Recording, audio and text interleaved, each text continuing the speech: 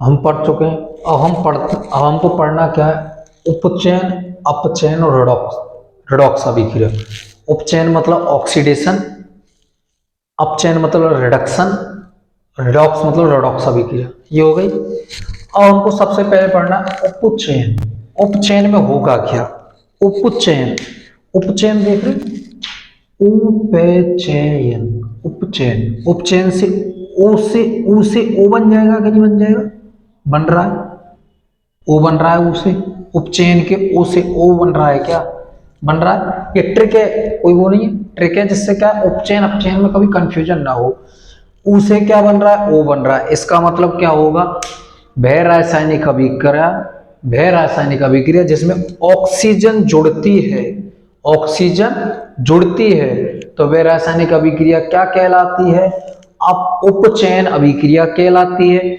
और इसको क्या बोल सकते हैं? ऑक्सीजन। उपचयन अपचयन में क्या होता है? ऑक्सीजन जुड़ेगी, उपचयन में क्या होगी? ऑक्सीजन जुड़ेगी और हाइड्रोजन बाहर निकलेगी, H2O बाहर निकलेगी, ऑक्सीजन जुड़ेगी। उपचयन में क्या होगी? उपचयन में O है, O है, O बना देंगे, U से O बन जाएगा, इसका मतलब ऑक्सीजन जुड़ेगी, ऑक्सीजन जुड़ेगी, इसका मतलब क्या है? दूसरा हाइड्रोजन बाहर निकलेगी।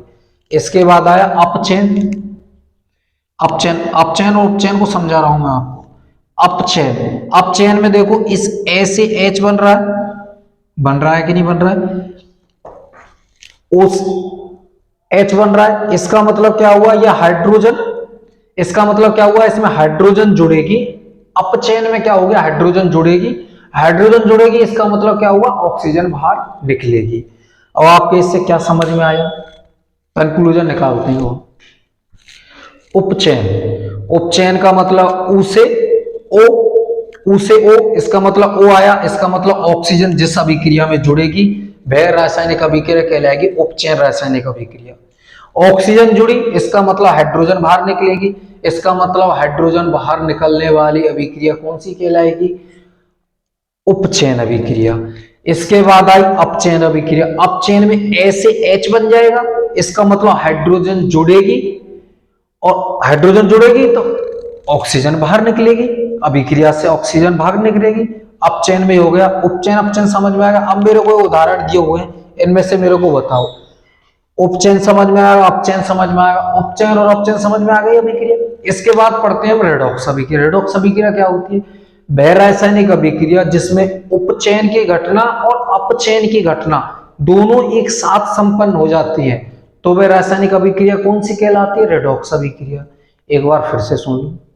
रेडॉक्स अभिक्रिया वह रासायनिक अभिक्रिया जिसमें उपचयन की घटना और अपचयन की घटना, उपचयन और अपचयन की घटना दोनों एक साथ संपन्न हो जाती है, वह रेडॉक्स अभिक्रिया कहलाती है।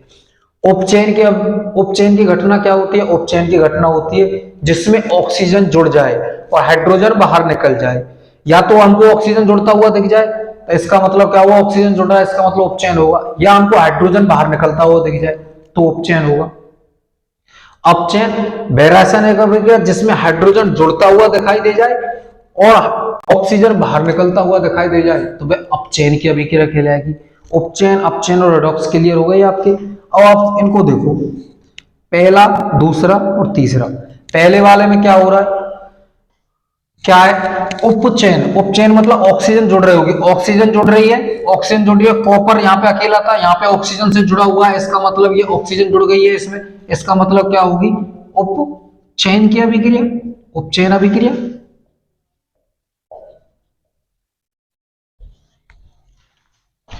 और यहां पे क्या है? अप ये यहां पे कॉपर ऑक्साइड है, हाइड्रोजन जुड़ रही है, ऑक्सीजन बाहर निकल रही है, ऑक्सीजन बाहर निकले या हाइड्रोजन जुड़े, देखो बताओ। कॉपर ऑक्साइड है, इसमें क्या थी? ऑक्सीजन थी, ऑक्सीजन बाहर निकली कि नहीं निकली?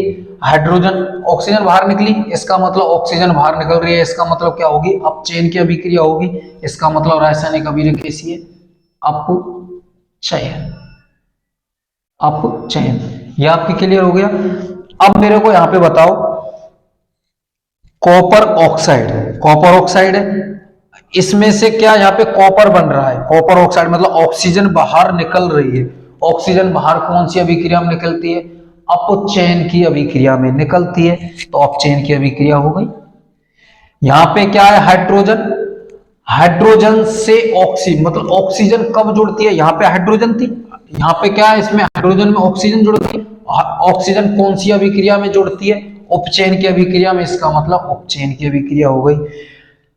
उपचयन की अभिक्रिया में इस उदाहरण को लिख देंगे, अपचयन की अभिक्रिया में इस उदाहरण को लिख देंगे, और रिडॉक्स की अभिक्रिया में यही उदाहरण है, यही उदाहरण है। बस बताना है इस जगह पे अपचयन हो रहा है, इस जगह पे उपचयन हो रहा है। ठीक है, आपके क्लियर हुआ माइंड में अपचयन और उपचयन की घटना।